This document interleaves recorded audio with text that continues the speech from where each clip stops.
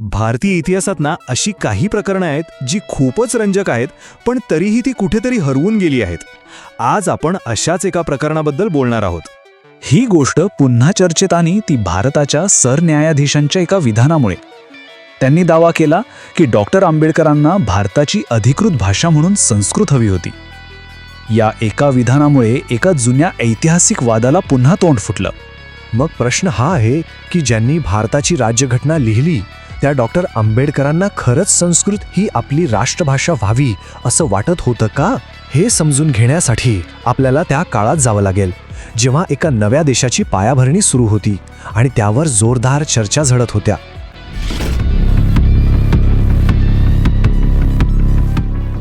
चला, सगळ्यात आधी हा जो आश्चर्यकारक दावा केला जातोय त्यात नक्की किती तथ्य आहे याचे पुरावे तपासून पाहूया. गोष्ट आहे सप्टेंबर 1949ची. असं सांगितलं जातं की तत्कालीन कायदामंत्री डॉक्टर आंबेडकरांनी संस्कृतला भारताची अधिकृत भाषा बनवण्यासाठी एक दुरुस्ती सुचवली होती.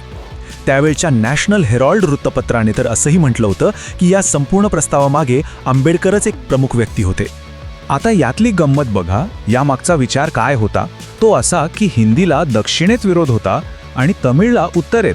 मग या दोन्ही गटांना मान्य होईल असा कोणता पर्याय? तर संस्कृत. कारण या भाषेला उत्तर किंवा दक्षिण कुठेच थेट विरोध नव्हता. म्हणजे हा एक प्रकारे उत्तर आणि दक्षिण भारताला जोडण्याचा प्रयत्न होता, एक तडजोड होती. पण मग हा फक्त एक राजकीय डावपेच होता की यामागे आंबेडकरांचे काही खोल विचार होते? त्यांच्या दृष्टिकोनातून याचा काय अर्थ होता? तर मुद्दा हा आहे की आंबेडकरांसाठी संस्कृत ही फक्त एक जुनी भाषा नव्हती. त्यांच्या मते ती महाकाव्यांचा खजिना होती, व्याकरण, राजकारण आणि तत्त्वज्ञानाचा उगम होती.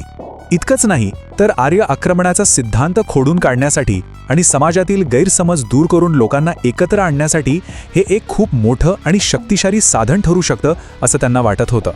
त्यांच्या या वाक्यातून त्यांचा उद्देश अगदी स्पष्ट दिसतो. त्यांना संस्कृत ग्रंथांचाच आधार घेऊन हे सिद्ध करायचं होतं की भारतात बाहेरून कोणी आलेलं नाहीये. ब्राह्मण असोत किंवा अस्पृश्य, सगळे भारतीय एकाच वंशाचे आहेत. पण थांबा, ही गोष्ट इतकी सरळ नाहीये. या कथेला एक दुसरी बाजू सुद्धा आहे जी यापेक्षा पूर्णपणे वेगळी आहे. काही दशकांनंतर ॲडव्होकेट डॉक्टर सुरेश मानेंनी हा दावा पूर्णपणे फेटाळून लावला. त्यांचं म्हणणं होतं की आंबेडकरांनी संस्कृतला राष्ट्रभाषा बनवण्यासाठी कधीही प्रयत्न केले नाहीत. हा सगळा दावा म्हणजे इतिहासाचं चुकीचं वाचन आहे. अनेक अभ्यासक तर असंही म्हणतात की संविधान सभेच्या वादविवादाचे जे अधिकृत रेकॉर्ड्स आहेत त्यात कुठेही असं दिसत नाही की आंबेडकर या प्रस्तावाचे मुख्य समर्थक होते. मग हा विरोधाभास का? हे समजून घेण्यासाठी आपल्याला त्यावेळच्या राजकीय परिस्थितीकडे आणि भाषांवरून सुरू असलेल्या मोठ्या वादाकडे पाहावं लागेल. कांचा इलियांसारख्या काही इतिहासकारांचं मत थोडं वेगळं आहे.